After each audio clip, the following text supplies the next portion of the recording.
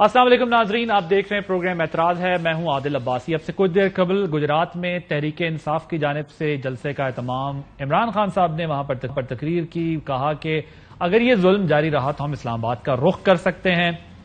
اور اس کے بعد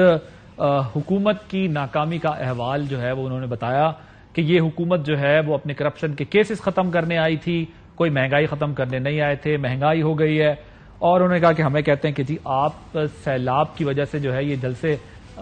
نہ کریں، لیکن انہوں نے کہا کہ یہ سب کچھ جاری رہے گا۔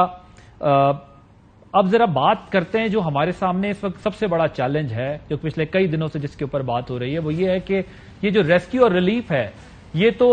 کہیں چل رہا ہے، کہیں ختم ہو گیا ہے، لیکن ابھی جو ریہیبلیٹیشن کا کام ہے، جو ہمارا انفراسٹرکچر تباہ ہوا ہے، ہماری کراپس تباہ ہوئی ہیں،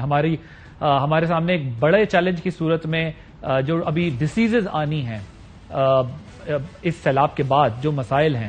اس کے اوپر جو ہے وہ کس حد تک ہم سنجیدگی سے آگے بڑھ رہے ہیں، کیونکہ ریاست کی کیپیسٹی اتنی نہیں ہے کہ اتنے بڑے لیول کی تباہی سے وہ نمٹ سکے۔ این جی اوز بھی کام کر رہی ہیں، بہت اچھا کام کر رہی ہیں اپنی جو ان کی کیپیسٹی ہے اس حساب سے، لیکن انٹرنیشنل این جی اوز ظاہر ہے یہاں پر اب اس طرح نہیں ہے جیسے ماضی میں ہوتی تھیں، تو بہت سارے مسائل ایسے ہیں کہ جو ماضی میں دوسری این جی اوز جو باہر سے تھیں، انٹرنیشنل این جی اوز تھیں، وہ جو کام کر رہی تھیں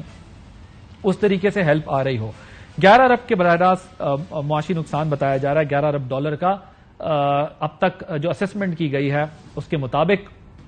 اور معاشی ترقی کی رفتار کہا جا رہا ہے جو گروتھ ریٹ ہے وہ 3% کم ہو سکتی ہے۔ بڑی فصلوں میں ہم دیکھ رہے ہیں یہ جو سبزیاں ہیں، بڑے پیمانے پر مویشیوں کی ہلاکت کی خبریں، زرعی شعبہ ہمارا جو ہے وہ تباہ و برباد ہو گیا ہے، فصلیں تباہ و برباد ہو گئی ہیں، انڈسٹری پر بھی اس کے اثرات ہیں، کار، ٹریکٹر، اسٹیل کارخانے بند ہو رہے ہیں۔ اب یہ تمام چیزوں کا امپیکٹ ابھی آنا ہے، ابھی آیا نہیں ہے۔ مہنگائی کا 50 سالہ ریکارڈ ٹوٹ گیا ہے۔ اس عالم میں سیلاب سے براہ راست متاثر جو ملک ہے اس کی تقریباً 15% آبادی جو ہے وہ براہ راست اس وقت بیچارگی کے عالم ہے، سروائیول کی فائٹ ہو رہی ہے۔ اگر آپ فوٹیجز دیکھیں، ایسے ایسے واقعات آپ کو دیکھنے کو ملتے ہیں کہ دل خون کے آنسو ہوتا ہے کہ اس وقت انسانیت کو جس سپورٹ کی ضرورت ہے کیا وہ مل سکے گی۔ بین الاقوامی برادری کی توجہ کہاں تک ہے اس معاملے کے اوپر؟